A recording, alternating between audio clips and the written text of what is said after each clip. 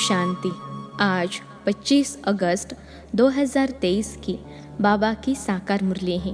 मुरली के महावाक्य हैं, मीठे बच्चे यह संगम युग है ब्राह्मणों की पुरी। इसमें तुम ब्रह्मा बाप के बच्चे बने हो। तुम्हें बेहद के बाप का वर्षा लेना है और सभी को दिलाना है।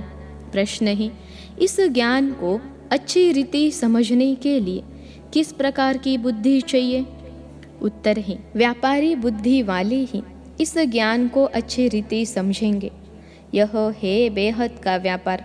बाप बच्चों को भिन्न भिन्न कमाई की युक्तियाँ बताते रहते हैं। बच्चों का काम है मेहनत करना। ऐसी युक्ति निकालनी चाहिए जिससे स्वयं की भी कमाई जमा होती रहे और सर्व का भी कल्याण हो। बाप की याद और सेवा ही कमाई का साधन है। गीत है, रात के राही थक मत जाना। ओम शांति। पारलौकिक बाप बच्चों के प्रति समझा रहे हैं। कहते हैं कि बच्चे, मुझे अपने पारलौकिक परमपिता परमात्मा को भूलना नहीं है। गाया भी जाता है, गीता का भगवान, बाइबल का भगवान व कुरान का भगवान कभी कोई नहीं कहेंगे। कोई भी धर्म स्थापन करने वाले ऐसे नहीं कहेंगे कि हे बच्चे, अब मुझे पारलौकिक बाप को याद करो। ऐसे कोई किसको कह नहीं सकते। बच्चा पैदा होता है, बाप को जानते हैं, बाप को ही याद करते रहेंगे क्योंकि वारिस हैं। अब पारलौकिक बाप कहते हैं, हे मेरे सिखिलते बच्चे, अब तुमको मेरे पास आना है। मैं तुम बच्चों को परम धाम निर्वाण धाम ले चलने लिए आया हूँ। तुम भक्त मुझे भगवान को याद करते हो। अब मैं कहता हूँ, तुम मुझे निरंतर याद करो। मैं तुमको सुखधाम ले चलता हूँ। अपने दिल अंदर देखो, तुमने आधा कल्प कितना दुख उठाया है। पहले से ही इतना दुख नहीं मिलता है। पीछे दुख वृद्धि को पाता है। अब पारलौकिक बाप कहते हैं, मुझे याद करो। सभी धर्म वालों को कहते हैं, हे मेरे बच्चे, तुम अपने को भाई भाई समझते आए हो। अब तुम आत्माओं का जो पारलौकिक बाप है, जिसको सब जीव आत्माएं दुख में याद करती आई है, वह अब ब्रह्मा मुख कमल द्वारा तुम बच्चों को समझा रहे हैं। समझानी दी जाती है। ब्रह्मा मुख वंशावली ब्राह्मणों को, प्रजापिता ब्रह्मा को सिर्फ कुमारियाँ ही नहीं थीं, कुमार कुमारियाँ दोनों थे। भाई बहन थे, ब्रह्मा कुमार कुमारियाँ। एक ही बाप के बच्चे, एक ही दादे के पोतरे पोत्रियाँ ठहरे। तुम बच्चों को सम्मुख समझाया जाता है। तुम सम्मुख सुनते हो, समझते हो कि हम निराकार शिव बाबा के सब बच्चे हैं। बरोबर हम ब्रह्मा द्वारा शिव बाबा से स्वर्ग की बादशाही पाने के लिए राजयोग सीख रहे हैं। परमपिता परमात्मा ब्रह्मा मुख द्वारा जो तुमको समझाते हैं, वह फिर औरों को समझाना है। जो लौकिक भाई बहन हैं, उन्हों को समझाना है। तुम हो गए पारलौकिक। पारलौकिक बाप से तुम वर्षा लेते हो। तुम कहलाएंगे पारलौकिक भाई बहन। वह हुए लौकिक भाई बहन। तो बाप समझाते हैं, बच्चे, हुबहू 5000 वर्ष पहले मुहाफिक तुम बुद्धि का योग लगाओ तो तुम्हारे विकर्म विनाश हो जाएंगे, पाप भस्म हो जाएंगे। बाप की याद को ही योग अग्नि कहा जाता है। इस सर्वशक्तिमान बाप की याद में रहने से तुमको शक्ति मिलेगी। वह एक ही निराकार बाप है। इस ब्रह्मा मुख से सुनाते हैं। जरूर रथ तो चाहिए ना, जिस रथ के ऊपर उनकी सवारी हो। यह रथ है, इसमें परमपिता परमात्मा सवार हो। बच्चों को यह सिखलाते हैं। इस सृष्टि के आदि मध्य अंत की समझानी देते हैं, जिससे तुम भविष्य में चक्रवर्ती राजा रानी बन जाएंगे और निरंतर याद करने से विकर्माजित बन जाएंगे, पावन पुण्य आत्माएं बन जाएंगे। बाबा जो स्वर्ग स्थापन करते हैं, उस स्वर्ग के तुम चक्रवर्ती महाराजा महारानी बनेंगे। सो भी 21 जन्मों के लिए। और भारत में जो भी उत्सव होते हैं, शिव जयंती, होली, राखी, जन्माष्टमी, दिवाली आदि, इन सब उत्सवों का महत्व और हर एक की बायोग्राफी हम आपको सुनाते हैं। आओ बहनों भाइयों, हम आपको पारलौकिक बाप का परिचय देवे। परिचय ले, सहज राजयोग सीख, तुम विश्व के मालिक बनेंगे। वर्ल्ड ऑलमाइटी पवित्रता, सुख, शांतिमय, अटल, अखंड राज्य करेंगे। यह किसको भी समझाना बहुत सहज है, इस रीति लिखना भी है। बाप के समझाए हुए यह राज हम तुमको समझाएंगे। बाप के बच्चे बनेंगे तब तो वर्षा मिलेगा ना। तुम भी बेहद के बाप से बेहद का वर्षा आकर लो। जन्म जन्म तो हद का वर्षा लेते आए हो, वह ही दुख का वर्षा, क्योंकि यह है ही रावण राज्य। राम के राज्य में सदा सुख था, फिर माया रावण के राज्य में तुम दुखी हुए हो। यह तो तुम कोई को भी समझा सकते हो, पब्लिक भाषण में भी तुम समझा सकते हो। ऊंचते ऊंच है भगवान, फिर है ब्रह्मा, विष्णु, शंकर, फिर उनकी महिमा गाया भी हुआ है। ब्रह्मा द्वारा स्थापना तो जरूर वह स्थूल वतन में होगा। ब्राह्मण है ब्रह्मा की संतान, उनको ही प्रजापिता ब्रह्मा कहा जाता है। पहले पहले ब्राह्मण वर्ण चाहिए। ऊंचते ऊंच है ब्राह्मण वर्ण। कौन स्थापन करते हैं? परमपिता परमात्मा। पिता के सब बच्चे ठहरे। ब्रह्मा द्वारा इन ब्रह्मा कुमार कुमारियों को बैठ पढ़ाते हैं। यह संगम युग है ब्राह्मणों की पुरी। फिर रुद्रपुरी में जाकर विष्णुपुरी में आते हैं। पहले पहले रुद्रमाला में वह आएंगे जो निरंतर याद करेंगे। सूर्यवंशी, चंद्रवंशी राजाएं बनते हैं ना, तो इस समय परमपिता परमात्मा द्वारा राजयोग सीखने से राजाई पद पाते हैं। बाप कहते हैं कि निरंतर मुझे बाप को याद करो, बुद्धि का योग मेरे साथ लगाओ। यह है रूहानी यात्रा। जन्म जन्म से तो जिस्मानी यात्राएं करते आए, अब बाप आकर रूहानी यात्रा सिखलाते हैं। कहते हैं मुझे बाप को और स्वीट होम को याद करो, जहाँ से तुम आए हो पार्ट बजाने। तुम गोरे थे, विश्व पर राज्य करते थे, फिर तुम काम चिता पर बैठ काले हो गए हो, सुंदर से शाम बन गए हो। भारत बड़ा सुंदर था, नाम ही था स्वर्ग, अब तो नर्क है ना। तुम ही पूज्य से फिर पुजारी बनते हो, तो ऊंचते ऊंच भगवान शिव, फिर ब्रह्मा, विष्णु, शंकर, इन द्वारा बाप कार्य करवाते हैं। इन्हों को निमित्त बनाया है, करन करावन हार है ना। ब्रह्मा द्वारा भारत को स्वर्ग बनाने के लिए राजयोग सिखलाते हैं। बाप कहते हैं कि यह राजयोग सिखला कर पूरा करूँगा तो फिर विनाश होगा।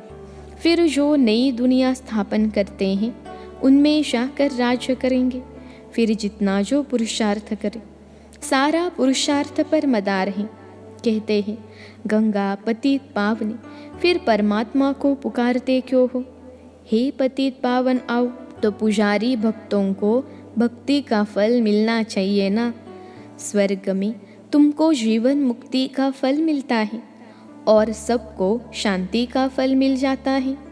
स्वर्ग में सुख शांति दोनों ही थे, सब सुखी थे। जिन्होंने राजयोग सीखा, विकर्म विनाश तो करना ही है, हिसाब किताब चुकतू तो होना ही है, फिर नए सिर पार्ट बजाना है। सबका हिसाब किताब चुकतू कराए, पावन बनाए, बाप साथ में ले जाते हैं। यह सब राज समझने के हैं। मनुष्य भगवान को याद करते हैं तो ज़रूर भगवान को सृष्टि पर आना पड़े। कहते हैं कि सृष्टि पर आकर भक्तों को भक्ति का फल देता हूँ, मुक्ति व जीवन मुक्ति, शांति व सुख देता हूँ। दुनिया में सुख शांति व संपत्ति ही मांगते हैं। मनुष्य तो संपत्ति के लिए ही पुरुषार्थ करते हैं कि धनवान बने। समझते हैं संपत्ति में ही सुख होगा, परंतु भल किसको कितनी भी संपत्ति है, राज्य तो फिर भी माया का है ना।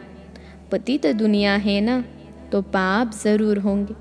संपत्ति के लिए बहुत पाप करते हैं। यह है ही पाप आत्माओं की दुनिया। इसमें कोई भी पुण्य आत्मा होती नहीं। पुण्य आत्माओं की दुनिया में फिर कोई पाप आत्मा नहीं होती। यथा राजा रानी तथा प्रजा पुण्य आत्मा होते हैं।